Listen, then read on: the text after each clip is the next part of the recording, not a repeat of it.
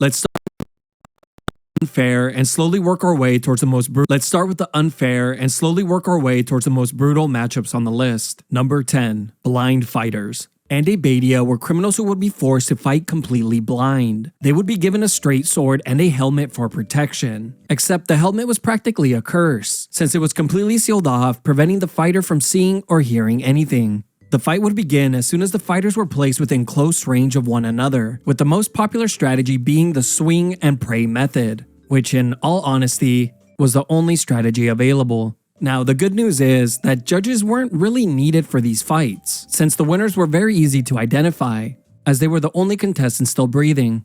Now, the crazy part is that this spectacle was seen as comedic relief more than anything, and if you don't think two blind men fighting each other to the death is hilarious, well, you have a lot to learn about comedy. Now, this might not sound that unfair at first, since both men are equally blind and equipped with the same weapon, but think again, since the winner of the match would typically be rewarded with another match, then another one, and another one, and another one. You get the point. As you can imagine, a winning streak never really lasted for very long. Number 9. Naval battles. There was nothing more epic than the naval battles of the Colosseum. Also, one of the most unfair, bloody, and expensive. The event would begin by filling the Colosseum with water in around a dozen ships. It's estimated that thousands of prisoners would participate in these events. But let's talk about what made these battles unfair. Now, depending on the starting position of your ship, it could determine your likelihood of survival. Well, at least for a bit longer, as the odds of survival were almost non-existent to begin with. Ships that started in between two other ships would make for an easy target, easily creating a 1v2 scenario. Prisoners would invade other ships, killing everyone that stood in their way, while others would simply use the more popular strategy we see today, which is of course, running away from all fights and sneaking their way to the final round, where they can hope to steal the win with a single kill. The bloody fight would come to an end when there was only one ship or team remaining. As terrible as these battles were, at least they were easy to clean up. The Romans would try their best to remove all the large debris from the water, before the stadium would be flushed like a giant toilet bowl, sending all the remains downstream for another town to deal with.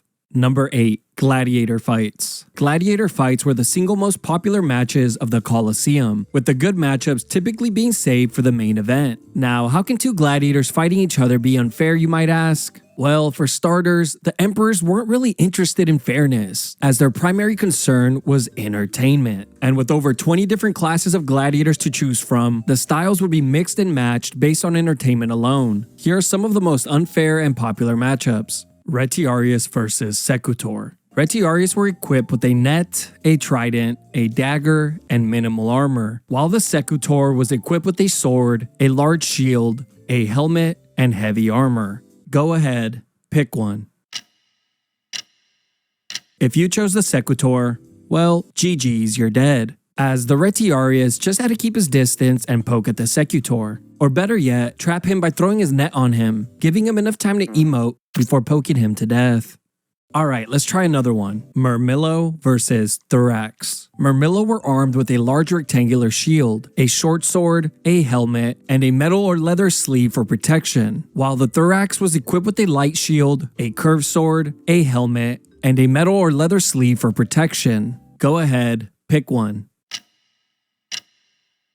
If you chose the Murmillo, rip, you're dead, as the Thorax just had to tire out the Murmillo since he was carrying the heavier shield. As you can see, stylistic matchups were a big deal and could easily influence the outcome of a fight. And I know this might come as a shock to some, but not all gladiator fights were to the death. A lot of fights would be called off when a fighter took heavy damage, since good gladiators were very expensive to replace. Number 7. Animal battles. Humans were not the only ones to have unfair matchups inside of the Colosseum, since animals were also treated like criminals. They would be enslaved, pinned against each other, and humiliated, and were such a popular spectacle that at times, thousands of animals would be slaughtered in a given day, which was completely unsustainable, driving many animals to extinction. Here are some of the most popular and unfair matchups that were commonly seen in the Colosseum. Elephant versus Rhino. One of the most famous Colosseum battles was when an enraged rhino was pinned against an elephant, with the elephant eventually winning when he decided to cheat by grabbing a spear with its trunk and gouging the rhino's eyes out. Lion versus tiger. This matchup is basically a robbery, as I'm sure the locals would have bet large amounts of money against the guys from out of town, since they knew that the lion always wins, with there only being one recorded incident of a tiger getting the best of a lion. Elephant versus bull. As you can imagine, when an animal has over 10,000 pounds on its opponent, it's not really going to be much of a fight, is it? But just to make matters worse, sometimes the elephant and the bull would be chained together, forcing the action. And no matter how the fight begins, it would always end with the bull being turned to soup. Really quickly, here are some of the other animal fights that were very popular. Rhino versus bear, rhino versus buffalo, rhino versus elephant, crocodile versus hippo, tiger versus bear, bear versus bull, bear versus wolves, goro versus scorpion, lion versus bull, lion versus bear, lion versus panther, lion versus chimp, lion versus hyenas, lion versus basically any animal the Romans can get a hold of. Number 6. 1 versus 2. This matchup can be unfair for either side depending on the circumstances. Let me explain. There are 2 scenarios in which this matchup can take shape. 1. A high-level gladiator will take on 2 prisoners simultaneously, and as the prisoners try their best to figure out how to properly hold a sword, they will realize that it's very difficult to do so, since their hands are no longer attached. Now, what if someone tracked prices for you, compared options for you, applied coupons for you? Now, the second scenario is a bit more fair. 3 well-trained gladiators were placed inside of the Colosseum. One gladiator would be given heavy armor and a good weapon, while his 2 opponents would receive minimal armor and worse weapons. The duo would need to work together to defeat the better equipped man. But being partnered up is not as easy as you might think, and does come with its own set of challenges, like knowing whether you should go for the res or attempt to clutch up when your partner inevitably goes down. The last and final way that a gladiator can be outnumbered is during large-scale battles. This one is of course purely based on luck alone and doesn't always mean that you will see a 1v2 matchup, as it just might be a 1v6 depending on how bad your team is. Number 5. Woman versus dwarf. Emperor Domitian introduced the legendary matchup woman versus dwarf, and I have to admit this is the only battle on the list where a clear winner was not well documented. But even with the little information we do have, I have a gut feeling that it just wasn't a fair matchup. I'm just not certain for whom. You see, on one hand, you have a fully grown woman who obviously has the reach advantage, while on the other hand, you have a male dwarf who is much stronger and obviously uses magic. How much stronger? Well, I'm not sure. I did, however, stumble upon this forum where a guy asked the same question back in 2011. Now, sadly, people just replied back with even more interesting questions that we will never get the answers to. And of course, naturally, the entire forum devolved into guys just bragging about how many dwarves they can take on at once.